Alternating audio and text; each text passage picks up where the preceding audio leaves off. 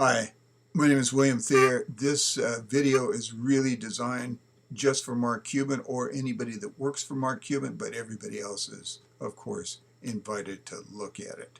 And the real thrust of this video is how do we get people back into sports stadiums? And I think the very first opportunity will be with the Dallas Mavericks basketball team in Dallas, Texas.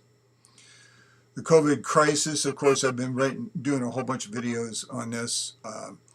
Started at 500,000 cases, now we're up to 760,000. Clearly, the spread of COVID is the problem. Okay, and here's all the videos I did. Mark, you can look at those at your leisure. Now, outline for today's video is Texas billionaires helping Texas. Okay, and I've got a video that I did suggesting that all the Texas billionaires, now's the time to help the people of Texas. You can get the help there much faster than the government. Okay. The part that you're going to be interested in is how do you fill your arena with 20,000 fans safely? Can you do this? Well, there's some preliminary stuff that has to be done, but I think you can do this if you get your act together and do it right. And Texas gets its act together and does it right. I think you can do this in the next 4 to 6 weeks. Testing, I'm going to say a few things about testing because no test is 100%, but to give you some idea of why you can be pretty confident that you can put people in your arena safely and summarize it. So Texas billionaires helping Texas. I hope that billionaires in every state help their state get test machines. What I said in my prior video was Texas needs 120,000 test machines. With that, they can test everybody in the state in 2 days. That's comprehensive testing, testing everyone. So the test question I have is, who can get the test machines to Texas faster? A group of billionaires that can write a check in 10 minutes? Or trying to get this through Congress or the state legislature? Come on. You know, billionaires, this is the time for you guys to shine, particularly in Texas. I mean, if the other states, Bloomberg doesn't want to do it for New York, that's his business. But the Texans, you ought to start, Texas billionaires, you ought to start helping Texas right now. Now, helping Texas. Okay, you, Mark Cuban, buy 20,000 test machines. Okay, you need 120,000. You get your fellow Texas billionaires. Just go knock on a few doors in Preston Hollow and get the other 100,000 test machines. Okay, and it's not, you're still going to have billions. Okay, with the 120,000 test machines, multiply by 120, you get 14,400,000. Okay. That's half the population of Texas. So in 2 days, you can test everybody in Texas. That's comprehensive testing.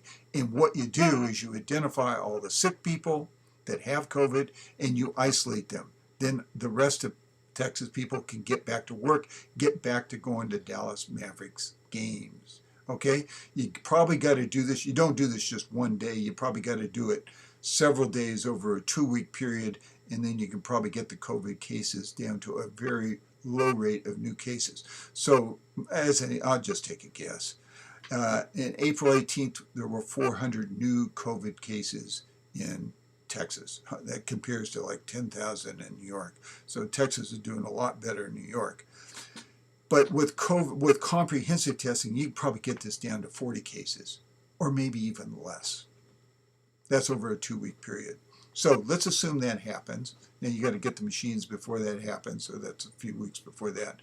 But assuming that happens, then what do you do to get back to being the very first sports person to get your arena filled with 20,000 fans? And maybe it'll have to be the Dallas Maverick A team against the Dallas Maverick B team. Somehow you divide it up or something like that, because you're not going to be playing the New York Knicks real quick. Okay? So what you need is you need comprehensive testing of people before they enter that arena. Okay? So what I do is I do 2 sets of 10,000 fans, and I do the testing 2 hours before the game. So from the 2-hour before period to the 1-hour before period, I test 10,000 fans. Maybe give them a little discount off their ticket because they show up early. They can watch the guys warming up. Then for the guys that come just within an hour of the game, that's the second cohort of 10,000 fans. Uh, you go through them. And if you're testing 10,000 an hour, you got a machine, the Abbott test machine. Look at my prior videos. It can do 5 tests an hour. Okay, so you need 2,000 test machines to process 10,000 fans in an hour. Okay, you got to swab the noses of 10,000 people. Okay, I'm saying it takes 2 minutes to do a swab. Okay, and the people I would use would be young, healthy women, because first of all, the younger you are, the less susceptible you are to COVID, the much less chance you have of dying if you do get it. And women are about half as likely to get a really severe COVID as men. Okay, so young, healthy women, that's what you need to do the nose swabs. Then they can get the nose swab handed back to somebody else who doesn't necessarily have to be a young, healthy, good-looking woman, and they can put it in the test machine. I figure one person can operate 5 test machines. So you need 400 people to operate the 2,000 test machines. And you can work out what the numbers are on that. But I'm just trying to give you a ballpark on cost. So 2,000 test machines at $4,500 a test machine. It's $9 million. If you amortize the cost over 100 games, it's down to $90,000 a game. Okay. You got 20,000 fans, it's $4.50 per fan. For the people that are making your machines operate, okay, and doing the swabs, 733 people, give them $30 for 2 hours of work, 22,000, that's $1 a fan, so that's not your big cost element. Here is your big cost element. The test sample costs $40. These are the chemicals that you put into the machine along with the test swab and then get your test result. Okay, now I think the $40 is pretty high. I think with mass production you can probably get this down to at least something like $10, but that remains to be seen. So we'll use the $40 cost because that's what we got. So the cost per fan per game is going to be $450 plus 1 plus 40, $45. Your average ticket price is $80. Either you're going to absorb this cost, which is probably a pretty good idea at the start, or maybe you're going to raise your ticket price slightly or somewhat to recapture these costs. In the long run, I think your costs will come down. As you see, the important thing for you and for everybody in this country is get that test sample cost down. Now, can you put fans in the arena safely? You could say this to them to assure them or give them the greatest confidence that they would be safe coming in, seeing your game, and not walking out having acquired COVID. Okay? You can say every fan entering the arena will be tested for COVID before they enter. Are you probably going to stop all the COVID cases from entering? I would say you'd have a real high probability of that. Okay? Now, you never know. What happens is truth. Okay, you can just make the best probability estimates as possible. You should say, important caveat, no test or vaccine is 100% because you can't guarantee 100% safety. Okay, you can say data indicates that 99.9% of the people in Dallas don't have COVID. Okay, that's what I did. Well, I'm going to do those numbers later. Okay, now. Can you put fans in the arena safely? On April 18th, Dallas had 134 new COVID cases.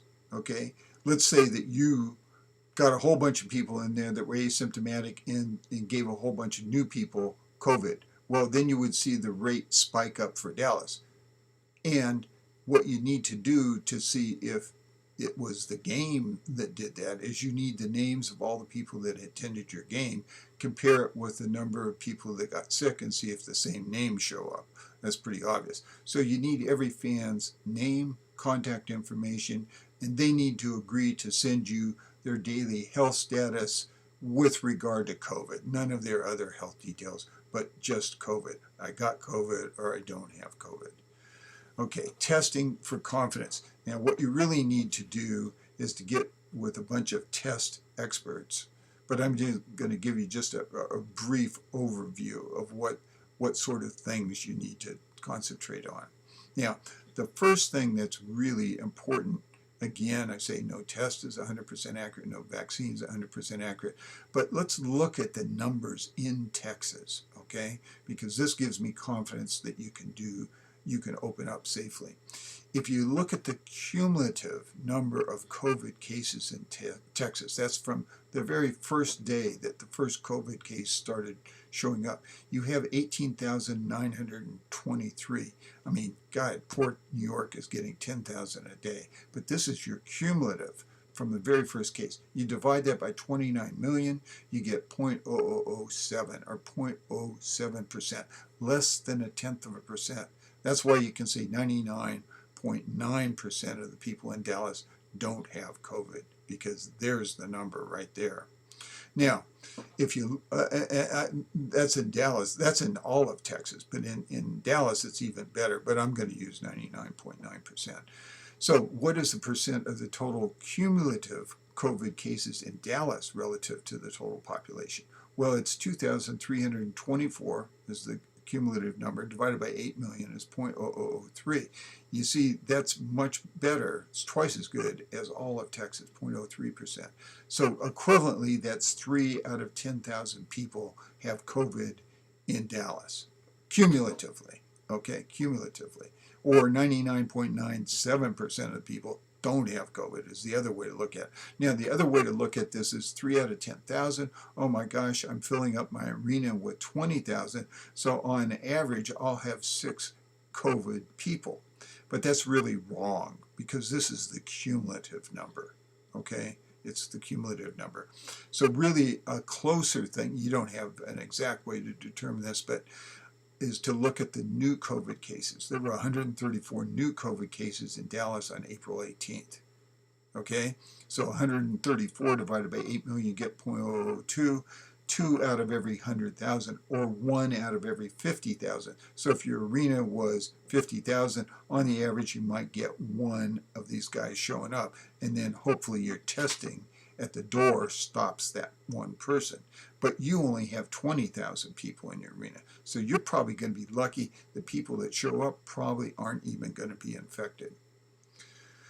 Now, testing, classic stuff is to say, hey, like 5% of the population uses drugs, 95% don't. You test a person, they test negative or they test positive. How confident are you in the negative test and the positive test? And the answer, and the reason I'm putting this up, is that the larger the number is, the larger part of the population, if they test negative and 95% of the people don't use drugs, you can be more confident of that answer, okay? It's the small number, like the 5% that use drugs, that's the hard one to nail down with greater confidence. Okay, the large number is easier. In your particular case, drugs, 5% might be a number, okay? But if you look down here in the third bullet, in Dallas, the new COVID cases are 0.002%, way, way, way below 5%, okay? So you can really be pretty highly confident when you get negative tests of people walking through the door that that's really the case, okay? I'm not saying that you're going to be 100% accurate all the time. No test is 100%, but I think you're going to be way, way up there. So here's kind of the details. Down here at the bottom is the sensitivity and specificity compared to a gold standard test. And what you'd like to know is what those numbers are for the Abbott machine or any test machine that you use. And I just don't have those numbers because they're just not putting them out. So what I can say is the Abbott machines have been approved by FDA, so it's got to be pretty decent. Here's a whole bunch of links that you might look at your leisure. The 3 bottom ones are on the Abbott machine. And again, I haven't found any specificity or sensitivity numbers on the Abbott machine. Now, the question you're probably asking, or at least if I were you, I would be asking is, how do I get these test machines and samples? Yeah, I can write a check, but where do I go to get the test machine? You're going to have to make them in Texas, okay? And you're going to have to make the test samples. So in a short amount of time, I'm going to have another video out on what Texas ought to do to make this happen, okay? And again, let me say, Texas needs to use all of its resources, and it has all the necessary resources in a full court press against COVID. Okay, we know how to kill this thing. Summary: you, Mark Cuban, can fill the Dallas Mavericks arena with 20,000 people safely. I do it in stages. I do it first time I did it for a week or so or two. I do 5,000 people, then I go 10,000 people, and go 20,000 people. Okay, I mean, figure it out. But you can do this. Probably, I'd say you could start filling your stadium with at least 5,000 people in 4 to 6 weeks. Okay, and you got to recognize there's going to be a significant cost per fan for testing. That's why you want to really work on that test sample thing to get that cost down. That should be the number one focus. You can be the very first major sport to reopen to a fan-filled arena, and that's going to give you a lot of publicity, which is worth absorbing the testing cost for the fans. Thank you very much for your attention, and stay healthy.